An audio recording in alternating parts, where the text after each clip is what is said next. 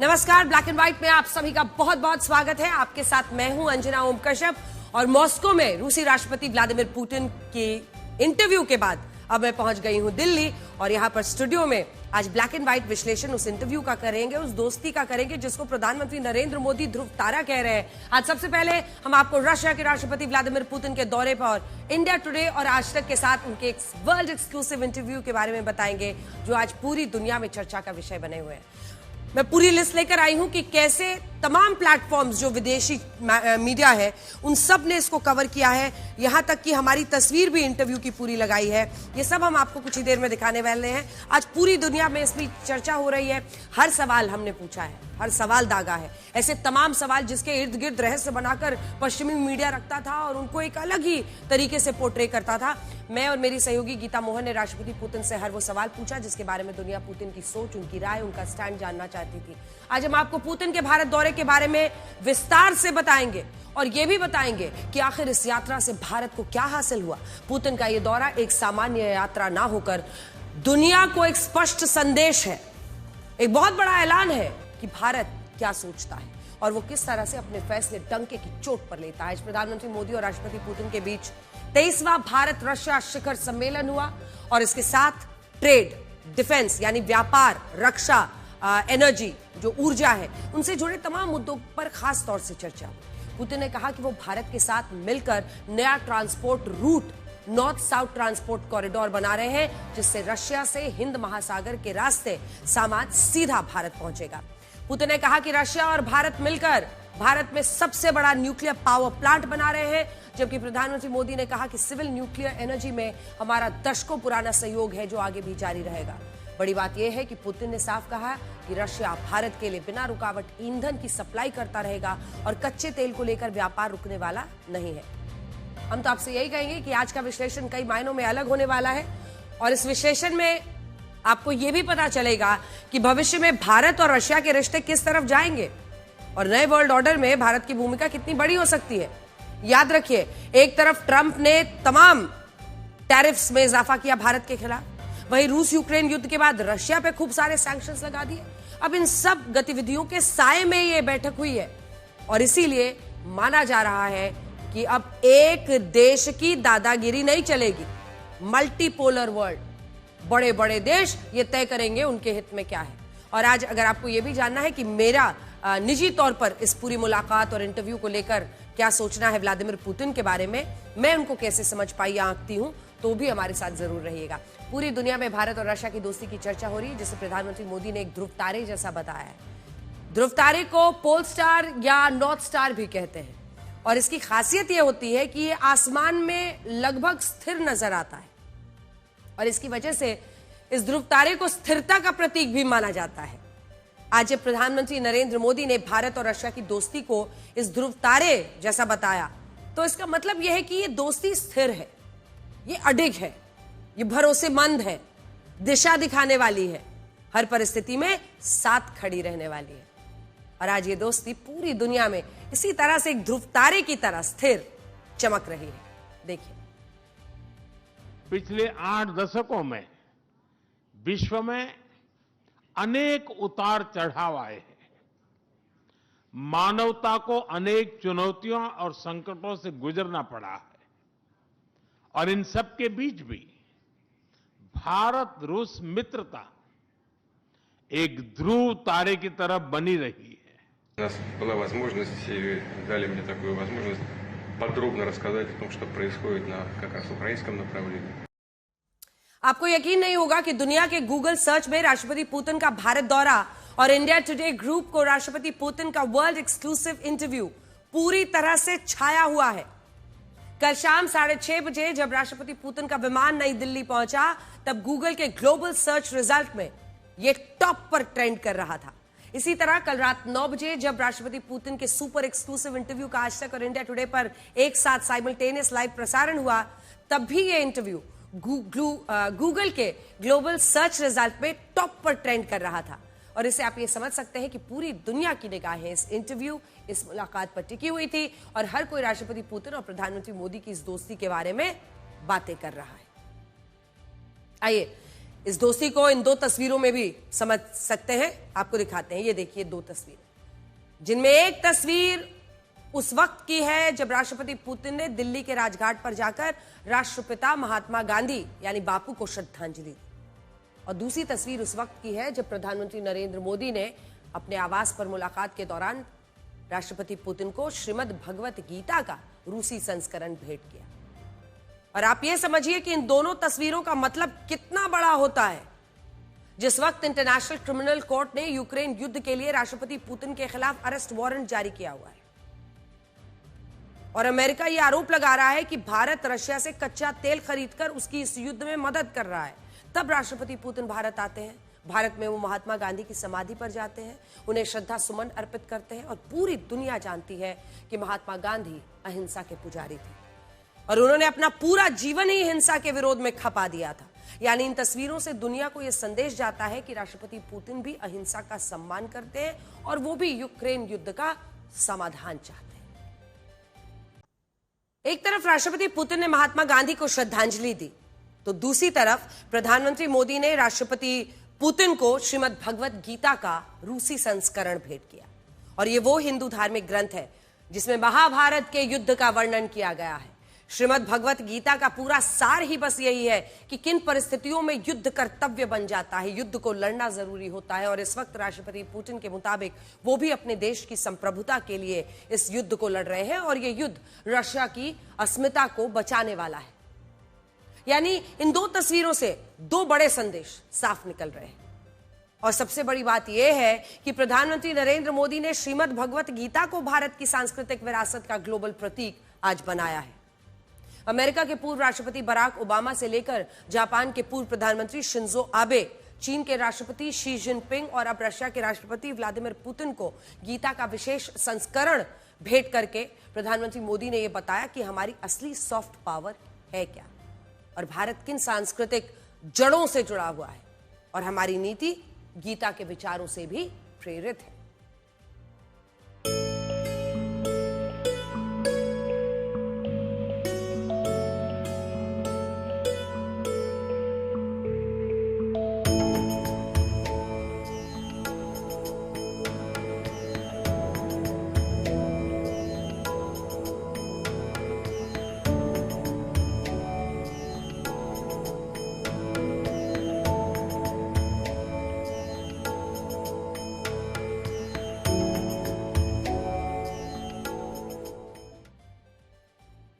कर्ण अर्जुन को यह संदेश देते हैं कि भावनाओं में बहकर कर्तव्य छोड़ना धर्म नहीं है, बल्कि सही पक्ष में रहकर संघर्ष करना ही धर्म है।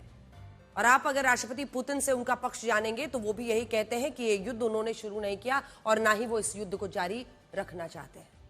उनकी दलील यह है कि यूक्रेन को अपनी सुरक्षा का पूरा अधिकार है, लेकिन अगर उसे ये सुरक्षा रशिया की सुरक्षा को खतरे में डालने की शर्त पर मिलती है और वो नेटो देशों का हिस्सा बनता है, तो ऐसे में रशिया आत्मरक्षा में हथियार उठाने के लिए मजबूर हो जाता है। और ये बात जब से उन्होंने हमारे इंटरव्यू में कही है, तब से पूरी दुनिया में इसकी चर्चा हो रही है। आप भी सुनिए। किसी भी देश की सुरक्षा दूसरे देश की सुरक्षा का उल्लंघन करके नहीं हो सकती। ये सिर्फ किताबों में लिखी लाइन नहीं है। अगर सुनने में कठिन लगे तो मैं इसे बहुत सरल भाषा में कहूंगा। यूक्रेन समेत हर देश को अधिकार है कि अपनी सुरक्षा कैसे करनी है वो स्वयं तय करे। हम इस अधिकार को यूक्रेन से छीन नहीं रहे, लेकिन बात यह है कि यूक्रेन की सुरक्षा रूस की सुरक्षा की कीमत पर नहीं होनी चाहिए। यूक्रेन सोचता है कि नेटो में शामिल होना उसके लिए अच्छा है, पर हम कहते हैं कि अगर ऐसा हुआ तो ये कदम रूस की सुरक्षा के लिए प्रत्यक्ष खतरा होगा। इसलिए जरूरत है एक ऐसा तरीका खोजने की जिसमें आपकी सुरक्षा भी बनी रहे और हमारी सुरक्षा खतरे में ना पड़े। राष्ट्रपति पुतिन के इस बयान की चर्चा पूरी दुनिया में है और वो इसलिए हो रही है क्योंकि अब तक अंतर्राष्ट्रीय मीडिया ने राष्ट्रपति पुतिन का ये पक्ष दुनिया को दिखाया ही नहीं था। इसका बड़ा कारण ये था कि दुनिया में पश्चिमी देशों के मीडिया को अंतर्राष्ट्रीय मीडिया मान लिया जाता है और पश्चिमी मीडिया पर बार बार ये आरोप लगते हैं कि वो रशिया के पक्ष को कभी लोगों के सामने आने ही नहीं देता। लेकिन पहली बार जब इंडिया टुडे ग्रुप ने राष्ट्रपति पुतिन का 100 मिनट का इंटरव्यू किया है तो दुनिया को उनका पक्ष भी पता चल रहा है। और इसीलिए हमने अपने शुरुआत में कहा कि राष्ट्रपति पुतिन का भारत दौरा और आज तक को उनका ये इंटरव्यू दुनिया में छाया हुआ है। आज हर एक की जुबान पर है, आज हर कोई इसकी चर्चा कर रहा है। अब मैं आपको बड़ी स्क्रीन पर 2 तस्वीरें दिखाना चाहती हूं जिससे आप प्रधानमंत्री मोदी और राष्ट्रपति पुतिन की जो आपसी समझदारी है उसको आप समझ पाएंगे। 2001 में सीएम मोदी और पुतिन की मुलाकात की ये तस्वीर देखिए, क्योंकि अगर आप इसको दोस्ती को समझना है तो आपको पर्सपेक्टिव में देखना होगा। पहली तस्वीर साल 2001 की है जब नरेंद्र मोदी गुजरात के मुख्यमंत्री थे और पहली बार वो तत्कालीन प्रधानमंत्री अटल बिहारी वाजपेयी से मिलने के लिए आए हुए थे। उनके ठीक पीछे एक बार जूम इन करके दिखा दीजिए, प्रधानमंत्री के साथ अटल बिहारी तब प्रधानमंत्री थे, अटल बिहारी वाजपेयी पूर्व प्रधानमंत्री के पीछे आप देख रहे हैं, ये देखिए नरेंद्र मोदी खड़े हैं। उस वक्त जसवंत सिंह भी थे और यहां पर व्लादिमीर पुतिन बैठे हुए।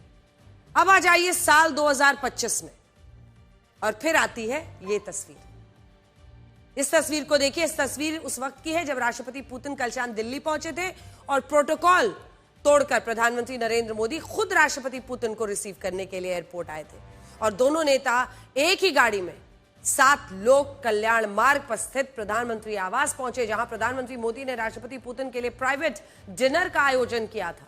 आप इन 2 तस्वीरों को देखिए जिनमें प्रधानमंत्री मोदी और राष्ट्रपति पुतिन की जो कारपूल वाली कूटनीति नजर आती है, जिसमें पहले भी आपने देखा था जब एससीओ समिट था। 1 सितंबर की वो तस्वीर है जब चाइना में एससीओ समिट के दौरान राष्ट्रपति पुतिन और प्रधानमंत्री मोदी एक ही कार में द्विपक्षीय मुलाकात के लिए रवाना हुए थे और उस वक्त राष्ट्रपति पुतिन के प्रधानमंत्री मोदी के लिए 10 मिनट अपनी कार में जानकारी मिली थी कि उन्होंने कहा कि ये प्लान नहीं था, मैं वहां पर था और फिर वो आए और हम लोगों ने कहा कि साथ ही चलते हैं और प्रधानमंत्री नरेंद्र मोदी से बात करने के लिए मेरे पास हमेशा बहुत कुछ होता है, ये उन्होंने हमें इंटरव्यू में भी बताया था। और वही ये वाली तस्वीर है जब प्रधानमंत्री खुद गए एयरपोर्ट और अपने कार में उनको साथ लेकर 7 लोक कल्याण मार्ग पहुंचे। इस कारपूल की भी एक तस्वीर आई जो अब काफी वायरल है।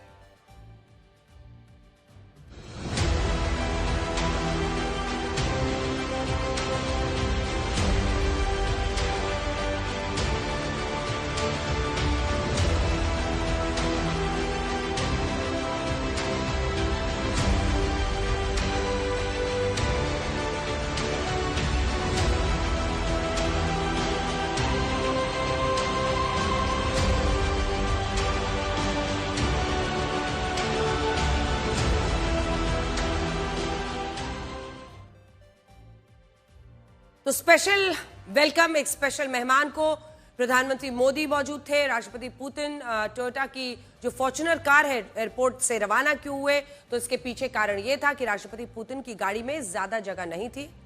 प्रधानमंत्री मोदी चाहते थे कि वो और राष्ट्रपति पुतिन एक ही गाड़ी में बातचीत करते हुए प्रधानमंत्री आवास पहुंचे और इस दौरान दोनों नेताओं के ट्रांसलेटर्स भी उनके साथ गाड़ी में मौजूद रहे और इसी वजह से इस सफेद रंग की फॉर्च्यूनर कार को चुना गया, जिसे जापान की टोयोटा कंपनी बनाती है और बताया जा रहा है कि इस कार को सिक्योरिटी अप्रूवल भी मिला हुआ था क्योंकि दोनों राष्ट्राध्यक्षों को उसमें बैठना था, इंटरप्रेटर के साथ जाना था, इसीलिए जगह रखी। वैसे आप में से बहुत सारे लोगों को यह बात शायद पता होगी कि हमारे देश के ज्यादातर नेता इस फॉर्च्यूनर कार को पसंद करते हैं। विधायकों से लेकर सांसद, मंत्री, कईयों के पास लोकप्रिय गाड़ी है ये।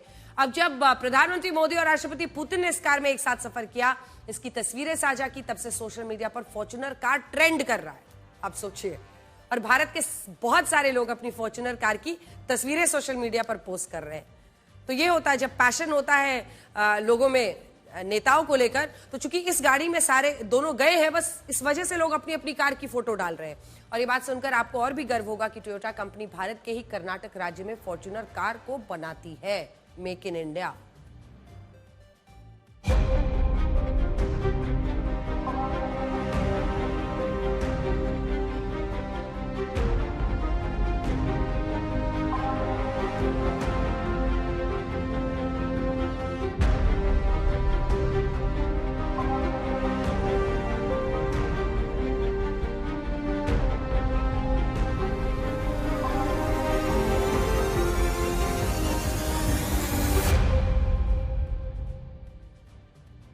वैसे ये कारपूल वाली जो कूटनीति है, अब प्रधानमंत्री मोदी और राष्ट्रपति पुतिन की एक सिग्नेचर मूवमेंट जिसको कहते हैं, राष्ट्रपति पुतिन के साथ प्रधानमंत्री नरेंद्र मोदी की दोस्ती की पहचान बन गई है।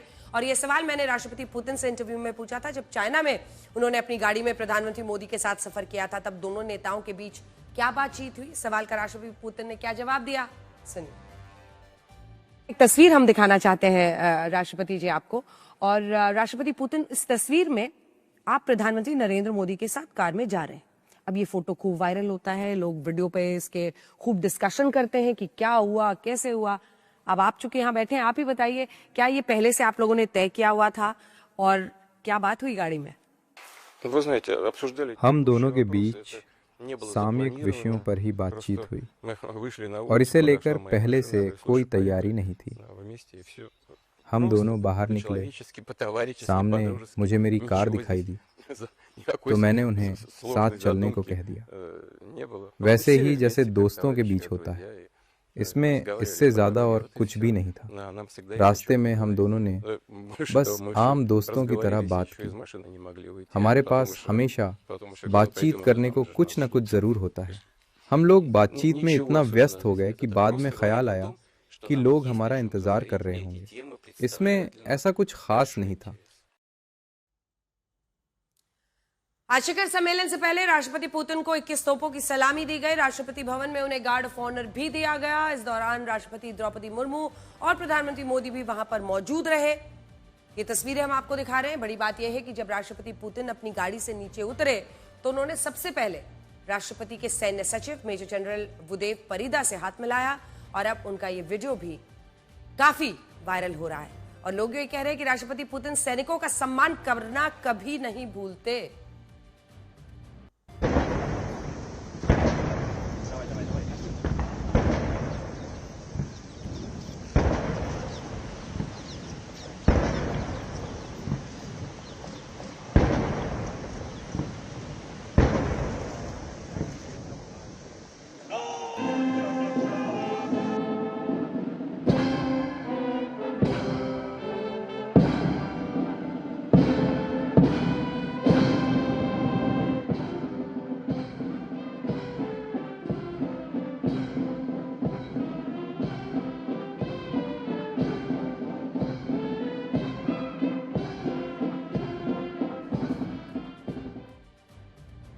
इन तस्वीरों से आप समझ सकते हैं कि भारत रशिया के साथ अपने रिश्तों को कितना महत्व देता है। राष्ट्रपति पुतिन के साथ प्रधानमंत्री मोदी का कितना खास रिश्ता है। हमने आपसे पहले भी कहा था कि ये रिश्ता इससे इतना सहज है क्योंकि इसमें दोनों नेता एक दूसरे के मत का सम्मान करते हैं और आज भी ये बात स्पष्ट रूप से देखी गई। आज हैदराबाद हाउस में मुलाकात के दौरान प्रधानमंत्री मोदी ने ये राष्ट्रपति पुतिन की मौजूदगी में कहा कि यूक्रेन युद्ध को लेकर भारत का पक्ष न्यूट्रल यानी तटस्थ नहीं है, बल्कि भारत का पक्ष शांति का है। हम न्यूट्रल नहीं है, हम शांति के साथ खड़े हैं, हम पीस के साथ खड़े हैं और हम इस युद्ध में हर हाल में शांति चाहते हैं। सुनिए। पिछले दिनों विश्व समुदाय के सभी नेताओं से जब भी मेरी बात हुई है और उन्होंने जब विस्तार से मेरे चर्चा की, मैंने हमेशा कहा है कि भारत न्यूट्रल नहीं, भारत का पक्ष है और वो पक्ष शांति का है। हम शांति के हर प्रयासों का समर्थन करते हैं और हम शांति के हर प्रयासों के साथ कंधे से कंधा मिला करके खड़े हैं। सोचिए, अमेरिका भारत पर आपने देखा है बार बार यूक्रेन युद्ध में रशिया की मदद करना, आप तेल खरीद रहे हैं तो आप उस युद्ध को फंड करें, ऐसे तमाम आरोप लगाता है। जबकि प्रधानमंत्री मोदी दुनिया के इकलौते ऐसे नेता हैं जो आमने सामने की मुलाकात में कई बार यूक्रेन युद्ध में शांति की वकालत कर चुके हैं और वो भी पुतिन के सामने बैठकर।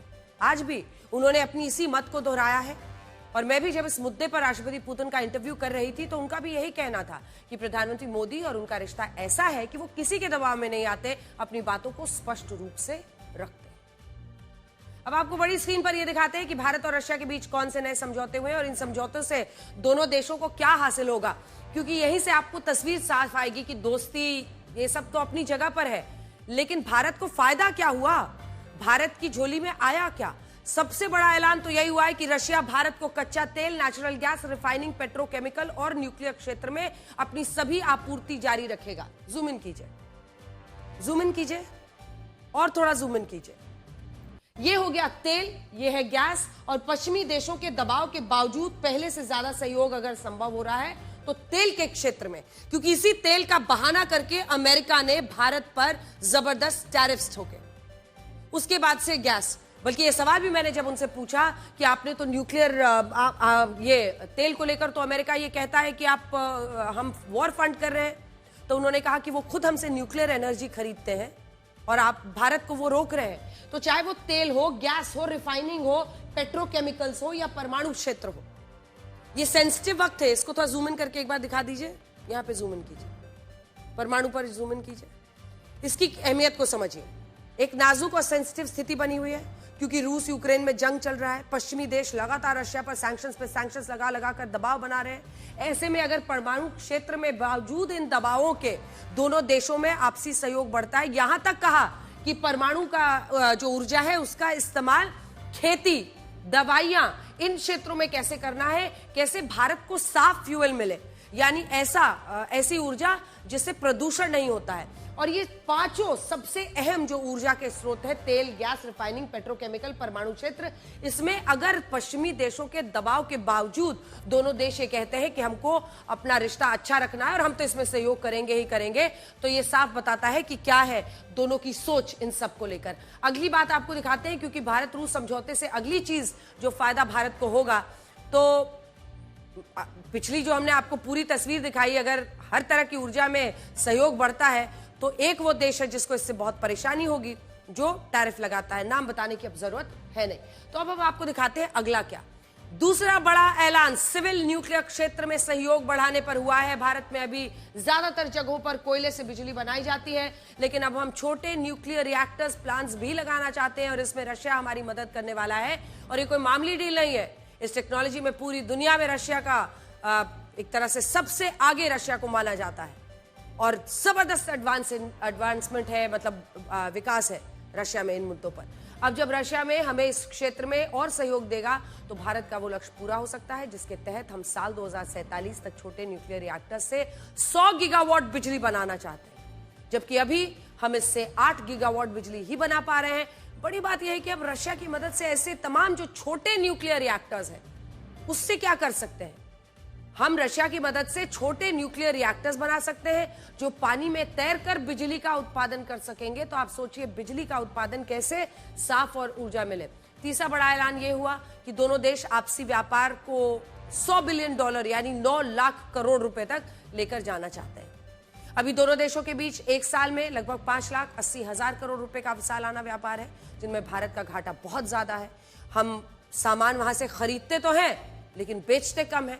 हम रशिया से 5,39,000 करोड़ रुपए का सामान खरीदते हैं। जूम इन कीजिए, ये हमारा आयात है, इतना हम खरीदते हैं, लेकिन हम बेचते कितना है, वहां पर 5,39 करोड़ है और यहां पर सिर्फ 41,000 करोड़ है। तो भारत रूस जो मौजूदा व्यापार है वो हम आपको दिखा रहे हैं, लेकिन ये हेविली स्क्यूड है रशिया की तरफ। इसको इसका संतुलन बनाना है। ऐसे में ये बहुत जरूरी होगा कि कैसे भारत का सामान रशिया में बिके। इससे ये हमें सुनिश्चित करना होगा कि कैसे हम आइडेंटिफाई करें कि रशिया में क्या कुछ बिक सकता है, हमारे व्यापारी वो एक्सपोर्ट कर पाए। ये एक बड़ी चीज है। इसी मुलाकात में यह भी ऐलान हुआ कि रशिया अपने देश में भारत के लोगों को काम करने के नए मौके देगा। रशिया क्षेत्रफल के लिहाज से दुनिया का सबसे बड़ा देश है और यह मुझे लगता है कि सबसे डिसाइसिव और बड़ा आज जो काम हुआ है वो यही है। क्योंकि अगर आप देखिए तो जो मैन पावर फ्लो है वो अगर कहीं से उसको एक सरकारी ढांचा मिलता है तो इससे एक तो एक्सप्लॉयटेशन रुकता है, यानी किसी का फायदा उठाया जाए या किसी को गुमराह करके पैसे लेकर वहां भेज दिया जाए फिर छोड़ दिया जाए, ऐसी तमाम चीजें रुकती हैं। तो कैसे आप मैन पावर के लिए प्लानिंग कर रहे हैं, उसमें आप रूस की आबादी 15 करोड़ है, ये डेटा बहुत इंपॉर्टेंट है। भारत रूस समझो, रूस को भारतीय कामगारों की जरूरत है। रूस की आबादी 15 करोड़ है, कामगारों का वहां पर संकट है और 10 लाख भारतीयों को नौकरी देने को तैयार है। जो मैन पावर वहां पर फंडलिंग की बात हो रही है। एक और ऐलान ये हुआ कि जब भारत रशिया से सिर्फ हथियार नहीं खरीदेगा बल्कि दोनों देश साथ मिलकर हथियारों का निर्माण करेंगे, यानी मेक इन इंडिया के तहत रिसर्च एंड डेवलपमेंट, को डेवलपमेंट, को प्रोडक्शन पर जोर होगा। यानी अब हम ज्यादा से ज्यादा हथियार रशिया से टेक्नोलॉजी लेंगे, टेक्नोलॉजी ट्रांसफर करेंगे, लेकिन अपने ही देश में बनाएंगे, को प्रोडक्शन करेंगे। हमने ब्रह्मोस मिसाइल्स बनाई है वो रूसी तकनीक से था, लेकिन बनाया हमने। वही ब्रह्मोस हमारे लिए काम आया ऑपरेशन सिंदूर में। तो तस्वीर साफ है कि make in India, make with Russia. उनकी टेक्नोलॉजी को लेकर बनाना है, लेकिन अपना करना है। अब आइए स्पेस सेक्टर में। तो स्पेस सेक्टर को लेकर भी भारत और रशिया के बीच समझौता हुआ, जिसके तहत दोनों देशों में जो अंतरिक्ष में इंसानों को भेजने के मिशन पर साथ काम करेंगे हम। Navigation, deep space, rocket engine के विकास में भी दोनों देशों के बीच आने वाले वक्त में सहयोग बढ़ेगा। राष्ट्रपति पुतिन ने यह भी वादा किया है कि वो संयुक्त राष्ट्र की सुरक्षा परिषद में भारत को स्थायी सीट देने का समर्थन करते हैं। और यह भारत के लिए एक बहुत बड़ा पॉइंट है, क्योंकि आजादी के बाद से अब तक अनेकों ऐसे मौके आए जब कोई ना कोई तरीके से, मतलब चाइना ने अड़ंगा लगाया, जो भी लगाया, यूएनएससी में भारत अपनी यूनाइटेड नेशन सिक्योरिटी काउंसिल में भारत को स्थायी सदस्यता नहीं मिली है। और इस पर व्लादिमीर पुतिन ने हमारे इंटरव्यू में भी कहा था कि मतलब इस तरह से बड़े संगठनों में भारत का ना होना अपने आप बताता है कि उन संगठनों का शायद महत्व ही खत्म हो रहा है। 2026 में ब्रिक्स की अध्यक्षता मिले, जो कि भारत को मिलने वाली है, इसकी भी उन्होंने चर्चा की। आतंकवाद के खिलाफ भी दोनों देशों के बीच सहमति बनी। राष्ट्रपति पुतिन ने कहा कि वो आतंकी फंडिंग को रोकने, उन पर प्रतिबंध लगाने के लिए भारत के साथ मिलकर काम करेंगे। इसी मुलाकात में यह भी ऐलान हुआ कि भारत और रशिया के बीच ज्यादा से ज्यादा व्यापार भारत की करेंसी रुपए और रशिया की करेंसी रूबल में होगा। अभी दोनों देशों के बीच 96% व्यापार रुपए रूबल में हो रहा है, लेकिन डिजिटल करेंसी प्लेटफॉर्म पर दोनों देशों के बीच अभी बातचीत नहीं हुई है। 96% जो व्यापार है वो रुपया रूबल में हो। अब इसी से एक तरीके से आप समझ सकते हैं कि डिपेंडेंसी डॉलर पर खत्म होगी। आपको डी डॉलराइजेशन की तरफ इसको बड़ा कदम माना जा रहा है। आखिरी फैसला, भारत और रशिया के बीच international north south transport corridor, यहां पे इतिहास बनते देखेंगे। अगर ये कॉरिडोर बन जाता है और ये रास्ता होगा जहां से दोनों देश समय और पैसे की बचत कर पाएंगे और एक दूसरे के साथ व्यापार कर सकेंगे। आप इस नक्शे पर देख सकते हैं कि ये कॉरिडोर मुंबई में देखिए कहां से शुरू हो रहा है। ये जिस कॉरिडोर की बात हो रही है, ये कॉरिडोर मुंबई को ईरान के चाबहार पोर्ट से जोड़ेगा सीधा, और उसके बाद से आप देखिए ये कैसे आगे की तरफ बढ़ेगा। मुंबई से सीधा चाबहार पोर्ट जो ईरान का है। ईरान देखिए बहुत बड़ा स्ट्रॉन्ग एलाई है रशिया का, वेरी स्ट्रॉन्ग एलाई। तो ऐसे में ईरान के साथ हम भी अपना संबंध अच्छा रख रहे हैं। और अगर ये चाबहार पोर्ट मुंबई से फिर चाबहार पोर्ट, इसके बाद चाबहार पोर्ट से सड़क के रास्ते ये ईरान के उत्तरी छोर पर पहुंचेगा ऊपर में, और उसके बाद से देखिए ये आगे बढ़ेगा यहां से चाबहार पोर्ट, और उसके बाद से आगे बढ़ेगा। और ऐसे में वहां से मतलब थोड़ी दूर तो इसका ये समुद्र का रास्ता हुआ, फिर रोड का रास्ता हुआ, और उसके बाद ये रशिया को इस कॉरिडोर से जोड़ेगा। अगर ये कॉरिडोर बन गया तो भारत से रशिया सामान पहुंचाने में जो 30 से 35 दिन लगते हैं, 20 दिन 25 दिन लगेंगे। Massive difference.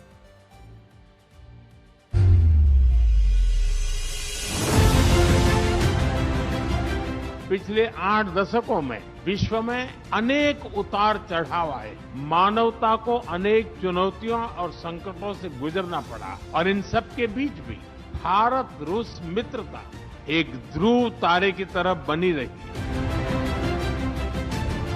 मुझे पूरा विश्वास है कि आने वाले समय में हमारी मित्रता हमें ग्लोबल चैलेंजेस का सामना करने की शक्ति देगी, और यही भरोसा हमारे साझा भविष्य को और समृद्ध करेगा।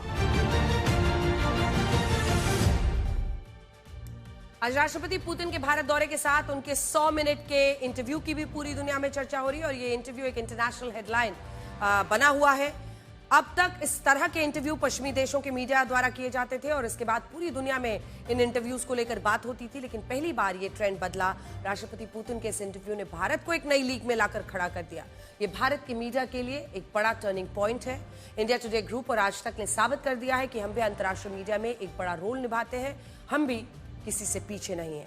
राष्ट्रपति पुतिन ने इस इंटरव्यू के लिए हमें चुना, और ये हमारे लिए बहुत जिम्मेदारी का काम था। अब आप खुद देखिए, हमने इस 100 मिनट के इंटरव्यू में राष्ट्रपति पुतिन से हर तरह का सवाल पूछा, उनके विचारों, उनकी राय को पूरी दुनिया तक पहुंचाने की कोशिश की, क्योंकि आखिर अगर आपको वो लगभग 1/4 सेंचुरी, सदी जिसको कहते हैं, 1/4 सदी के वो रूस के राष्ट्राध्यक्ष है साल 2000 के बाद से, इस सदी में रशिया ने उनके साथ ही कदम रखा।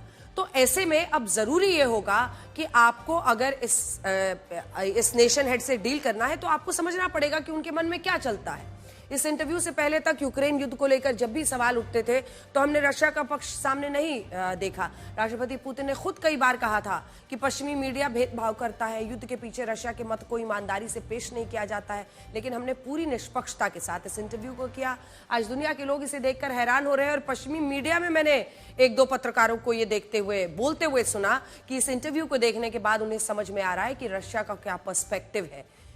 ये जानने की जरूरत होती है अगर आपको दोनों पक्ष दिखाने हैं। कई मुद्दों पर उन्होंने राष्ट्रपति पुतिन का पक्ष पहली बार आ रहा है, पता चल रहा है, इसकी भी चर्चा की। जैसे द वॉशिंगटन पोस्ट आपको दिखाते हैं, मैं इसीलिए प्रिंट आउट भी लेकर आई हूं। Washington Post, Putin says there are points he can't agree to in the US proposal to end Russia's war. ये उन्होंने हमारे इंटरव्यू में ही कहा था। हमने एक अच्छा सा कोलाज आपके लिए बनाया है और इस कोलाज में आपको सभी दिखेंगे जो हेडलाइंस हैं। तो ये वॉशिंगटन पोस्ट ने हमारे इंटरव्यू को आज कोट किया है और कहा है राष्ट्रपति पुतिन शांति प्रस्ताव के कई बिंदुओं पर सहमत नहीं है, उन्होंने इन्हें स्वीकार करने से इनकार कर दिया है। इनमें यह भी लिखा है कि इंडिया टुडे ग्रुप के इंटरव्यू में राष्ट्रपति पुतिन ने कई नई बातों का खुलासा किया। उसके बाद एसोसिएटेड प्रेस उन्होंने कोट किया है हमारे ऑर्गेनाइजेशन को। उसके बाद से एसोसिएटेड प्रेस जिसने यही बात को अपनी हेडलाइन बनाया है और एक लेख में इस इंटरव्यू के सभी बड़े पॉइंट्स को लेकर कवर किया है। सीएनएन ने लिखा है कि इस इंटरव्यू से साफ है कि रशिया यूक्रेन के डॉनबास रीजन पर अपना कब्जा नहीं छोड़ेगा। उसके बाद अल जजीरा हो, सब ने इसको किया है। स्पेस, सेक्युलर, न्यूक्लियर क्षेत्र में भारत के साथ अपने सहयोग बढ़ाने वाले हैं और चाइना के सरकारी अखबार ग्लोबल टाइम्स ने हमारी तस्वीर के साथ, क्योंकि हमने जिस क्रेमलिन में कैथरीन हॉल में ये पूरा इंटरव्यू किया है उसकी भी उन्होंने तस्वीर डाली है। तो ये चाइना के ग्लोबल टाइम्स ने इस इंटरव्यू को ब्लूप्रिंट जैसा बताया है और चाइना में भी इस इंटरव्यू की चर्चा हो रही है। इसके अलावा भारत के भी सभी अखबारों में ये इंटरव्यू एक बड़ी हेडलाइन बने।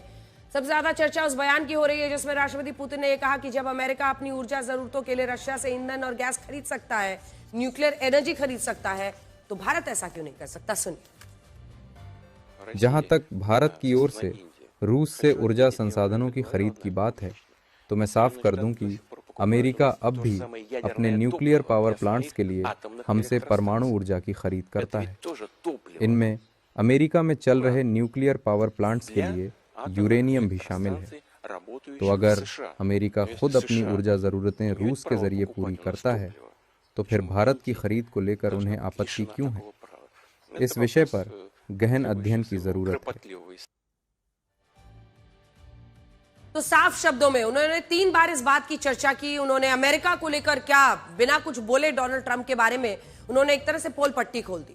इस इंटरव्यू से पहले हमारे दिमाग में भी राष्ट्रपति पुतिन को लेकर कई बातें चल रही थी। इसका कारण यह था कि पूरी दुनिया की मीडिया में राष्ट्रपति पुतिन और क्रेमलिन को लेकर कई तरह की छवि बनाई गई जिसमें काफी कुछ संदिग्ध, रहस्यमय दिखाने की कोशिश होती।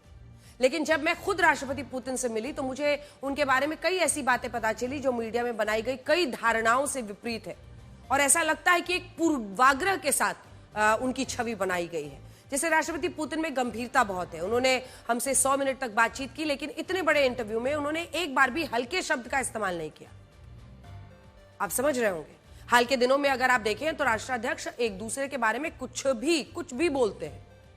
कई बार अपमानित शब्द का भी इस्तेमाल कर जाते हैं, कई बार जल्दबाजी में उल्टी सीधी बातें हो जाती हैं, कई बार गलत तस्वीरें सामने रख दी जाती हैं। लेकिन जिस सहजता से उन्होंने हर सवाल का जवाब दिया वो अपने आप में एक आई ओपनर था और उन्होंने नीतियों पर जरूर बोला। जैसे 3 उदाहरण देखती हूं। जब अमेरिका के खिलाफ बोला, लेकिन डोनाल्ड ट्रंप के खिलाफ पर्सनली कभी भी टारगेट नहीं किया। 3 बार।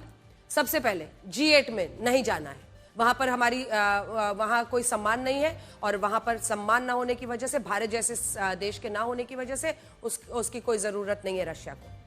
सीधा करारा जवाब था, लेकिन डोनाल्ड ट्रंप के खिलाफ किसी हल्के शब्द का इस्तेमाल नहीं किया। अब देखिए, आप सीधा आ जाइए नेटो पर। जब मैंने नेटो पर उनसे सवाल पूछा कि ये क्या वाकई आपको लगता है, आपने हमेशा कहा है कि भाई ईस्टर्न एक्सपेंशन इधर नहीं होना चाहिए, तो आप नेटो के को आप और यूक्रेन तो नेटो का सदस्य बना नहीं, तो ऐसे में आपने क्यों युद्ध छेड़ दिया? क्या ये वाकई नेटो एक खतरा है अमेरिका को, या आपके लिए सिर्फ एक बिसात है जिस पर आप ये युद्ध करना चाहते थे? ये प्रीटेक्स्ट था। उन्होंने सीधा इसका जवाब दिया और कहा ईस्टवर्ड एक्सपेंशन अमेरिका ने किया है, अपने वादे से वो पीछे हटे जब जब उनको बोलना था। और फिर तीसरा सबसे जो महत्वपूर्ण उदाहरण है जिसकी सबसे ज्यादा हेडलाइंस है, जब मैंने ऊर्जा पर उनसे पूछा कि वो तो कच्चा तेल खरीदने पर कह रहे हैं कि हम वॉर फंड कर रहे हैं आपका यूक्रेन के खिलाफ, उन्होंने कहा खुद न्यूक्लियर एनर्जी खरीद रहे हैं और भारत को मना कर रहे हैं ऊर्जा खरीदने से। उन्होंने नीतियों पर जमकर आलोचना की, लेकिन जब बात हुई, और ये तस्वीरें हम आपको दिखा रहे हैं राष्ट्रपति भवन से डिनर के बाद, राष्ट्रपति पुतिन का ये काफिला राष्ट्रपति भवन से निकल चुका है। एक भव्य डिनर का आयोजन किया गया था राष्ट्रपति भवन में। व्लादिमीर पुतिन का ये आखिरी एंगेजमेंट जिसको आप कह सकते हैं 2 दिन के इस दौरे में, बीते दिन वो 7 लोक कल्याण मार्ग पर गए थे डिनर के लिए प्रधानमंत्री नरेंद्र मोदी के साथ। आज सुबह वो पहुंचे राजघाट और उसके बाद हैदराबाद हाउस में सबसे बड़ा जो बायलैटरल एंगेजमेंट था, बायलैटरल डिस्कशन, और उसके बाद अब राष्ट्रपति भवन में एक महाभोज का आयोजन किया गया था, जिसके बाद राष्ट्रपति पुतिन अब रवाना होंगे। लगभग 6 घंटे का पूरा सफर होता है दिल्ली से मॉस्को का, मुझे लगता है उसके लिए अब वो रवाना हो रहे हैं और कल की सुबह उनकी मॉस्को में बीतेगी। लेकिन उससे पहले भारत के साथ दोस्ती वाली डील जो हुई है और जो आयाम नए खुले हैं उसको लेकर लोगों में बहुत गर्माहट है। उन्होंने ऊर्जा के क्षेत्र में देखिए व्यापार को लेकर अमेरिका के दोहरे मापदंडों का मुद्दा उठाया। राष्ट्रपति ट्रंप को लेकर ऐसा कोई बयान नहीं दिया जिसमें गंभीरता की कमी दिखे। राष्ट्रपति ट्रंप को लेकर बार बार यही कहा कि उनके शांति प्रयासों की प्रशंसा करते हैं, लेकिन रशिया अपना मुद्दों पर समझौता नहीं करे। सोचिए, एक बड़े नेता की यही पहचान होती है, वो अपने समकक्ष के लिए हल्के और कम संजीदा शब्दों का इस्तेमाल ना करें। राष्ट्रपति पुतिन में इस बात को हमने करीब से देखा। और आप सोचिए, एक ऐसे वक्त पर जब उन्हें भी एहसास है कि कैसे उनको विलेनाइज कर रहा है वेस्ट, कैसे पश्चिम के देश उनको लगातार सबसे बड़ा विलेन, हिंसावादी, विस्तारवादी, जार समझने वाला, एम्पायर बनाने, अनेकों उनके लिए बातें कही जाती हैं, वॉर क्रिमिनल। लेकिन बावजूद इसके किसी एक नेता के लिए किसी भी सवाल पर अपमानित शब्द का इस्तेमाल नहीं किया। आप खुद सुनिए उन्होंने राष्ट्रपति ट्रंप को लेकर कितने सधे हुए शब्दों का इस्तेमाल किया, जबकि कुछ समय पहले अगर आप देखिए तो राष्ट्रपति पुतिन को धमकियां दे रहे थे डोनाल्ड ट्रंप। अगर विटकॉफ और जैरेड कुशनर दोनों आपसे 5 घंटे, जैसा कि बताया 5 घंटे आपकी उनसे बातचीत चली है, किस बिंदु पर जाकर डिसएग्रीमेंट हुआ, मतलब मामला नहीं निपटा, सहमति नहीं बनी? हाँ, ऐसे कई मुद्दे रहे जिन्हें लेकर विरोधाभास था। ये एक बेहद पेचीदा विषय है जिसकी जिम्मेदारी राष्ट्रपति ट्रंप ने खुद पर ली है। मैं इसे लेकर कटाक्ष नहीं कर रहा, मगर दोनों पक्षों को एकमत करना एक बहुत जटिल काम है।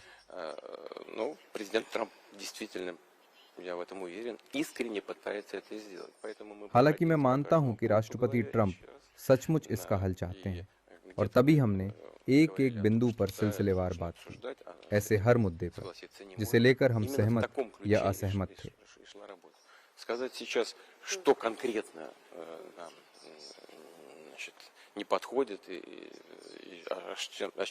फिलहाल अभी कुछ भी कहना जल्दबाजी होगी, क्योंकि इसका कुछ भी निष्कर्ष निकालना राष्ट्रपति ट्रंप की देखरेख में हो रही बातचीत में बाधा डाल सकता है। उनके कूटनीतिक प्रयास जारी हैं। उन्होंने पहले यूक्रेन के प्रतिनिधियों से बात की, इसके बाद वो यूरोप गए, फिर वो हमारे पास आए और इसके बाद वो यूरोपीय हितधारकों और यूक्रेन के प्रतिनिधियों से दोबारा बात करेंगे। एक और बात जो बहुत स्ट्राइकिंग है वो है उनका सेंस ऑफ ह्यूमर, और कमाल का है। इसे मैं आपको अपने अनुभव से बता रही हूँ। जब मैंने स्टीव विटकॉफ और जैरेड कुशनर से उनकी मुलाकात को लेकर सवाल किया तो उन्होंने कहा कि वो 2 लोग थे और मैं अकेला। और भी कई बातें जिनके बारे में आपको बताना चाहती हूँ। देखिए, दिलचस्प ये था कि एक लैंग्वेज इंटरप्रेटर साथ में थे, हमारे ट्रांसलेटर। मतलब मैं सवाल पूछती थी और वही सवाल उनको ट्रांसलेटर उनके कान में बताता था और उसको सुनने के बाद वो जवाब देते थे रूसी भाषा में, और वो ट्रांसलेटर हमें वही भाषा उनका जवाब जो है ट्रांसलेट करके कान में दे रहे थे। तो बहुत सारी चीजें एक साथ हो रही थी।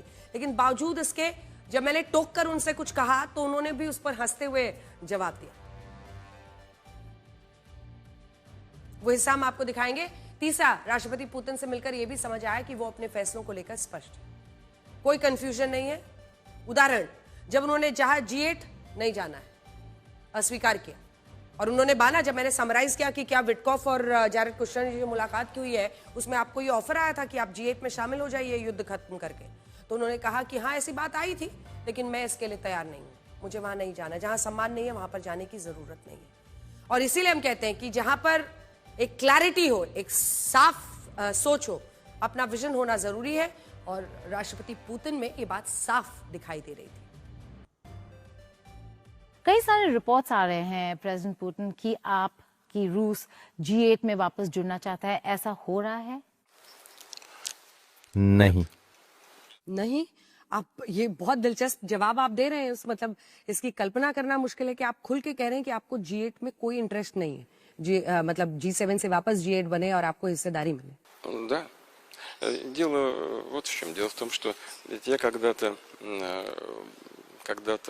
так случилось, я сейчас не буду вдаваться в детали. ये एक दिलचस्प टिप्पणी है और आप सही कह रहे हैं।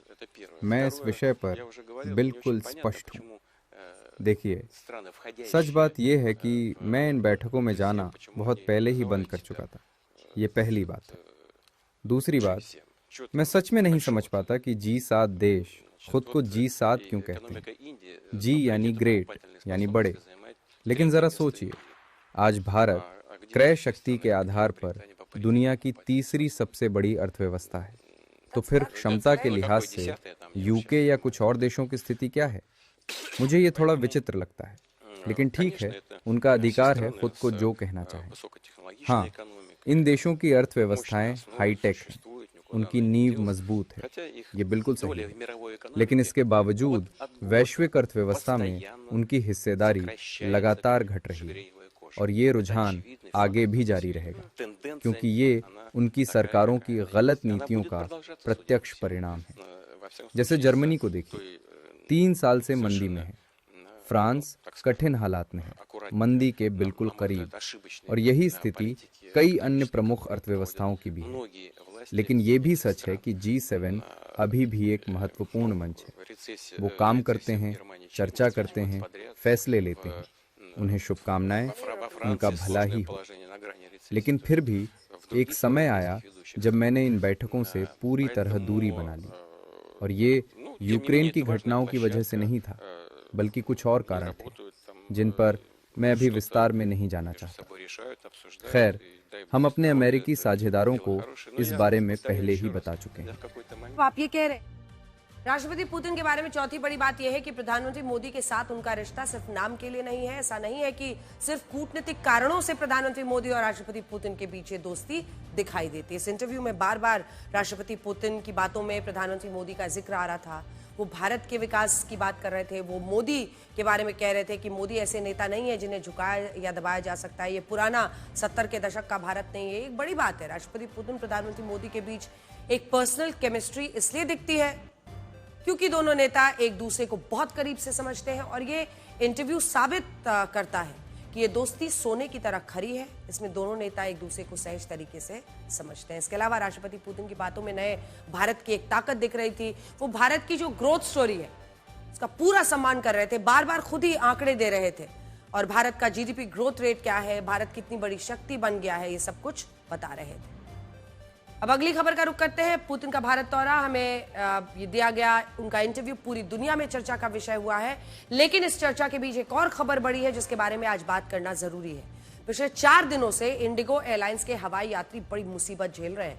DGCA द्वारा बनाए गए नए नियमों को लागू करने में लापरवाही बरतने की वजह से इंडिगो का फ्लाइट शेड्यूल बिगड़ गया, जिसका खामियाजा इंडिगो की सेवाएं लेने वाले हवाई यात्रियों को भरना पड़ रहा है।